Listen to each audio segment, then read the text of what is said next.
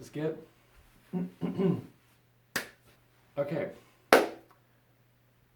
Shit, I don't have a fucking... I don't have an introduction, huh? You do need that. Hey guys, CDX here with my first video ever, and today I wanted to ask myself the question, how do you rate anime? Everyone does it. Everyone does it. It's on Mel. It's the function on Mel. It's the cool thing to do. Everyone does it. You know, if you have any opinions on anime, you better show that Mel and show them scores. And if you rate Sword Art Online anything higher than a 0, you're getting torn apart. Well, today I want to ask myself, how do you rate anime? Because for my actual first video ever that I wanted to make, I was gonna create a My Anime List account because I've never had one in my entire life. I've always just kept tabs on what anime I watched on my phone. Also, I never really did the season 1 and season 2 thing as different shows. That's kind of weird on Mel. So on my phone, for example, I have like 180 shows, so 180 different franchises that I've tapped into. But on Mel, when I fucking listed all the anime that I watched, I was over 300 all of a sudden. So that's a little bit weird. But yeah, I was gonna rate every show that I've watched since 2014 when I got back into anime. And yeah, just show everyone what my taste is. I thought this was a good idea for a first video, kind of stolen from Digibro, but that's how YouTube works. And while I was doing that, you know, I did record like half an hour of footage of me doing that. I'm pointing to my computer, by the way. I hope you can see that. Nope, you cannot at all. Well, first of all, I realized that I'm fucking terrible at describing and what I like about certain shows just in the spur of a moment, just spontaneously. I have to think about it a little bit more. And also I realized it's actually not that easy to rate anime because, you know, I went from the most recent anime that I watched to the most to the ones that I watched back in 2014. And you know, the most recent anime I watched were like Miru Tights, Domestic Nakanojo, you know, stuff like that. That's actually kind of garbage, but you don't actually want to rate it too badly because there's some form of entertainment there. And then I thought to myself, man, how do I actually fucking rate these shows? How do I give people clear reasons for why I'm giving a show a certain score that I'm giving it? That really got me thinking. And you know, the most natural and the most logical approach probably would be to have like certain parameters.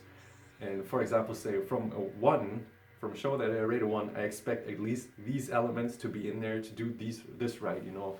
I don't know, from a 5, I expect like average, like likable characters, decent story that's engaging, you know, not terrible music, stuff like that. But that's really not how I've been going around rating anime ever. You know, usually I just go off of like a feeling that I feel this show is like a 5 or a 6. And I feel like that's how everyone does it, and since scores are so subjective, I feel like there's not really an issue with that. So the real problem would be, you know, if I go off of feel, how do I make people value what my scores are? Because, you know, I could just tell them, oh, I feel this show is a 6. It doesn't really mean anything to them, does it? You know?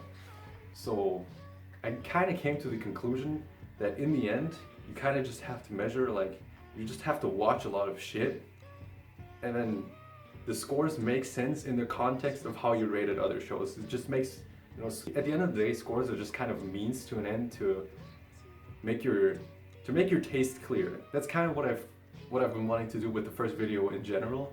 I just wanted to kind of show people my taste so that they can immediately go from my first video, okay, this is the kind of shit this guy likes. The stuff I like kind of has some similarities to the stuff that he likes, or maybe he even like the same stuff. So, you know, if this guy tells me, hey, watch the show, then I can pretty much guarantee for myself that I'm gonna like the show as well if he likes it. So yeah, at the end of the day, scores only make sense if you like watch a fuck ton of anime shows and you can see all the scores in context. Okay, this show is a 5, this show is a 6. This is better for him, this is worse. You know, if my tastes are similar, I'm probably gonna like this show more than this show. And I think one interesting thing where you really can see how this process of rating shows works is when you have newbie anime weebs, you know, the weeblets as the cool kids call them nowadays, versus like the people who've been watching anime for a lot of years, okay? Because you can see like the newbies, like the fucking ninja tweeting out that Kimetsu no Yaiba has to be one of the best anime ever, which, okay, I give that show like a 7, but alright. You know, these people, they haven't watched a lot of shows, so their scores don't really have a lot of meaning. You know, I think most people, actually now that I think about it, probably not most people, because Kimetsu no Yaiba is such a normie show, but you know, most people have been watching anime for a really long time. you know, as I've seen from reading the comments, have said, okay, Kimetsu no Yaiba is not one of the best anime of all time, not even by a long shot. And then I saw some other people in the comments who were like, "Oh, you're full of shit. I've seen like 20 anime, man. I know what I'm talking about." It's like, okay, big boy. I seem like such a fucking elitist in this shit, dude. I mean, it's true. Why are you being me? It's true. Yeah, so you know, these people's scores don't really mean a lot to people who've been watching a lot of anime. However, you know, the people who've been watching a lot of anime, you know, all the anime YouTubers, you know, love the Anime Man, the Gigax, the Digibros, the fucking Akidiras. Does she even really talk about anime? Not really. Well, whatever. Doesn't matter. You know, you trust these people to tell you that if a show is good, that it's worth actually checking out, you know? Because they've been watching a lot of shows, you know what their opinions means, you know what they value, and you know, if you feel any sort of connection to these guys, or any sort of, you feel like there's any sort of overlap between the stuff you like and the stuff they like, you can with pretty high probability say that you're gonna like the same stuff that they do. At the end of the day, I can really say that I'm kind of glad that it took so fucking long to make my anime list account and just kept tabs on whatever anime I watched on my phone. Because, you know, on my phone, obviously, I never really rated any shows. And, you know, now I've really come to realize that if you haven't watched a lot of anime, you know, rating them doesn't really make a lot of sense, you know? It's really the number of shows that you have watched that really define your taste. I mean, there's this video from Giga you can watch from like the life cycle of an anime fan or something like that. That's what it's called. And yeah, you can really see, like, in the beginning, he even described it as, oh, it's like every show you watch, it's like you go into a fucking candy store and every show is a fucking 10 out of 10 and you're just hyped to be watching anime and it's great, you've discovered this new medium. You know, but after a while, you've really developed your taste, you kind of just become, you know, jaded, what some people call, or you become an elitist, which really just means like you have a really defined taste and you're not giving the stuff that you know you're obviously not gonna like because you've seen 100 fucking shows like that you also didn't like. You don't even give it the time of day. Hey, what up, gamers? CDX here again, because a little bit into editing this video, I realized that I kind of started off this video by saying I didn't really know how to rate shows like Domestic Nakanojo or Meter Tights. And I never actually really ended up talking about what my feelings are about shows like that in the actual video. So I kind of decided to film this new segment for a little bit and, you know, share my thoughts on that as well. Personally, I think there's nothing that really gates a more like fan service heavy show from also being a masterpiece. You can see stuff like that. Obviously, the most classic example, which, you know, not really masterpiece, but classic example of a fan service anime that's really good is High School DxD. A lot of people love that show. And another example, which in my opinion is actually a masterpiece, is the Monogatari series, which I believe the first episode of Bakemonogatari starts off with a panty shot of Hanekawa Tsubasa with one of the main characters, and obviously everyone who's seen the show knows that there's loads of fan service in that show, especially in the first episodes of Bakemonogatari. I think they even dialed it down in later episodes.